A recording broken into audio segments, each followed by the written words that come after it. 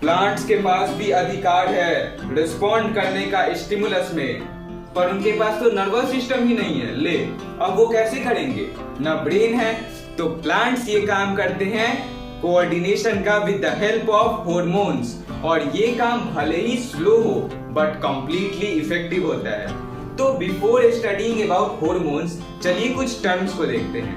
पहला टर्म है stimulus, any external or any change in the external और internal environment is called stimulus. फिर है जिस पार्ट ऑफ द प्लांट से प्लांट एक्सपीरियंस करता है स्टिमुलस को, उसे हम बोलते हैं रीजन ऑफ परसेप्शन, और जिससे वो रिस्पॉन्ड करता है उसे हम बोलते हैं रीजन ऑफ रिस्पॉन्स। तो चलिए पहला हार्मोन पढ़ते हैं। फर्स्ट हार्मोन है, हार्मोन्स एक तरह से कैसे हम लोग में ग्लैंड के द्वारा हार्मोन रिलीज किया जाता है, वैसे ही प्लांट्स में भी हार्मोन रिलीज होते हैं, जो कि दो कैटेगरीज में बांट सकते हैं, एक ग्रोथ प्रोमोटर और एक ग्रोथ इनहिबिटर। तो ये जो दो हार्मोन, ये दो कैटेगरी के हार्मोन्स हैं, ये स्मॉल अमाउंट में प्रोड्यूस होते हैं और इफेक्टिव काम करते हैं। तो फर्स्ट हार्मोन है ऑक्सिन, ऑक्स से याद रखो, it is a growth hormone. पहला पॉइंट, जो कि प्रोड्यूस होता है शूट के टिप पे। जैसे ये अगर स्टेम है तो यहाँ पे जो एपेक्स होता है, इसे क्या बोलते हैं, एपेक्स। एपेक्स वाले रीजन में ऑक्सिन सबसे ज्यादा प्रोड्यूस होता है और यहाँ की ग्रोथ को करवाता है। अब ग्रोथ कैसे करवाएगा, तो ऑक्सिन कोई भी सेल डिवीजन नहीं करता है। ऑक्सिन क्या करता है, जैसे ये सेल है तो सेल वॉल को बढ़ाता है, और अब प्लांट्स जो न्यूट्रिएंट्स लेते हैं, न्यूट्रिशन करते हैं, उससे उस सेल सैप को बड़ा कर देते हैं, जिससे सेल का इलोंगेशन हो जाता है। ऑक्सिन कुछ प्लांट्स के मूवमेंट्स को भी रेगुलेट करते हैं, जैसे अभी हम पढ़ेंगे ट्रॉपिक मूवमेंट्स, उनमें है एक फोटोट्रॉपिज्म और जियोट्रॉपिज्म। ये भी ऑक्सिन के द्वारा ही रेगुलेट होते हैं। वी विल स्टडी, अभी तुरंत ही पढ़ेंगे, सबर कर। एपिकल डोमिनेंस एक केस होता है जो कि बड़ा लचपटिया केस होता है ऑक्सिन के केस में। जैसे ये प्लांट है, अब यहाँ पे ऑक्सिन हार्मोन है तो ये ग्रोथ करेगा, ग्रोथ करेगा, ग्रोथ करेगा, जिसके कारण प्लांट्स जो खा रहे हैं वो सब तो इधर चला गया, सारा न्यूट्रिएंट्स इधर। अब इधर जो फ्रूट है, स्टेम फ्रूट है, बड्स है, फ्लावर्स है, उनका क्या होगा। और हम लोग मनुष्य जाति को इससे कोई मतलब नहीं है, we are only dependent on fruits, flowers, इसी पे। तो फार्मर्स क्या करते हैं, इसको काट देते हैं ताकि ऑक्सिन खत्म तो ग्रोथ खत्म, और अब लेटरल ग्रोथ होगा। ओके, और यही जो एपेक्स डोमिनेट करता है इसे हम बोलते हैं एपिकल डोमिनेशन, और इसको कंट्रोल कौन करता है, एक और हार्मोन है साइटोकिनिन। फिर द नेक्स्ट हार्मोन इज गिबरेलिनिस। गिबरेलिनिस क्या है, तो पहला काम होता है गिबरेलिनिस का स्टेम इलोंगेशन और सीड जर्मिनेशन। तो अब जैसे यहाँ का ग्रोथ करवा दिया ऑक्सिन, तो यहाँ का जो ग्रोथ है इसको कौन फैलाएगा, इसको फैलाता है जिबरेलिन। फ्रूट का ग्रोथ करवाता है, जैसे फ्रूट का ग्रोथ बिना फर्टिलाइजेशन के, बिना मेल और फीमेल गैमीट के मिलने के बिना भी फ्रूट का ग्रोथ हो जाता है जिबरेलिन के कारण, जिसे हम फेलिनोकार्पी बोलते हैं। ये सीड के डोरमेंसी को ब्रेक करता है।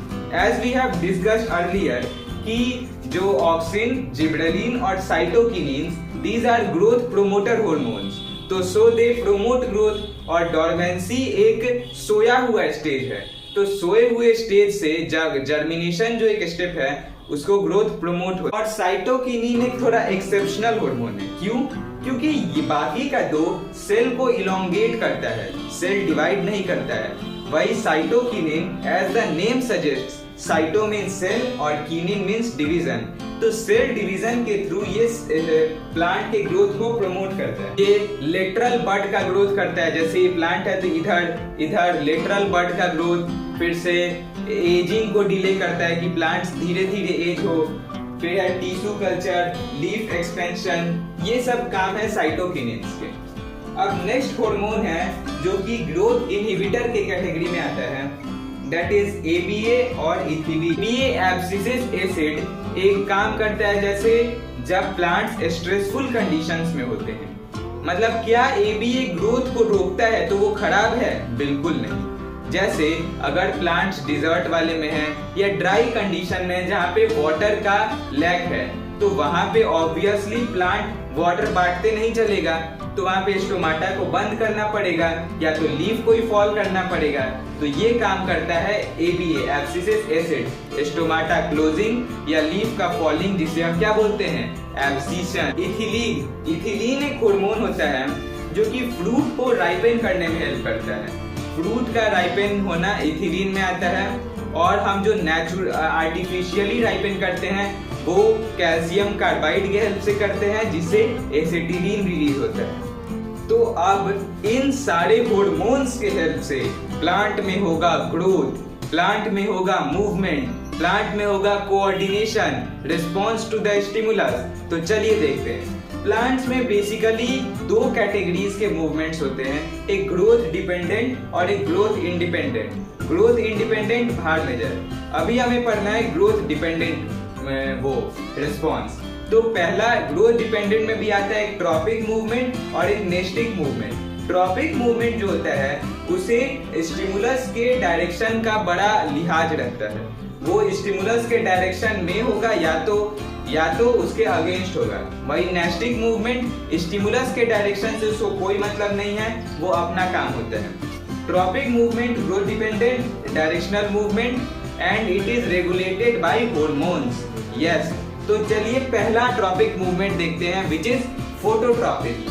फोटोट्रॉपिक में क्या होता है, जैसे अगर ये स्टेम है और लाइट इधर से आ रहा है तो स्टेम ऐसे बेंड हो जाएगा, और अगर रूट जो है वो रूट उसके अपोजिटली बेंड हो जाएगा। तो अगर स्टिमुलस के डायरेक्शन के टुवर्ड्स बेंड हो रहा है, दैट्स पॉजिटिव फोटोट्रॉपिज्म, एंड अगर against that's negative phototropism. Suppose ये सन है और ये स्टेम है, तो स्टेम में यहाँ पे ऑक्सीजन पूरा यूनिफॉर्मली स्प्रेड रहेगा, बट ऑक्सीजन जो होता है वो इरिटेटेड होता है बाय लाइट और टच।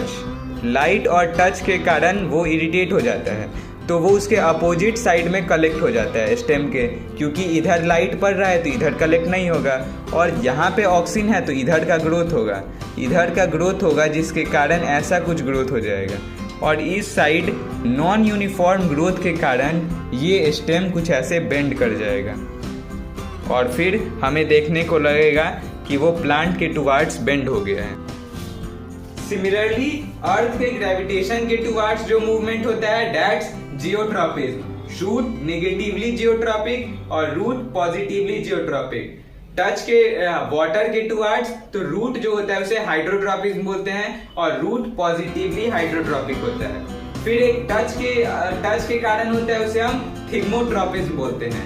थिग्मोट्रॉपिज्म में क्या होता है, सेम केस ऑक्सीजन वाला होता है फोटोट्रॉपिज्म जैसा, जिस साइड टच होता है उसके अपोजिट साइड ऑक्सीजन जमा हो जाता है और वो उधर का अनइक्वल ग्रोथ कर देता है। तो अनडिफरेंशियल ग्रोथ के कारण इधर का बढ़ जाता है और इधर का कम हो जाता है, तो एक टेंड्रिल लाइक स्ट्रक्चर फॉर्म हो जाता है।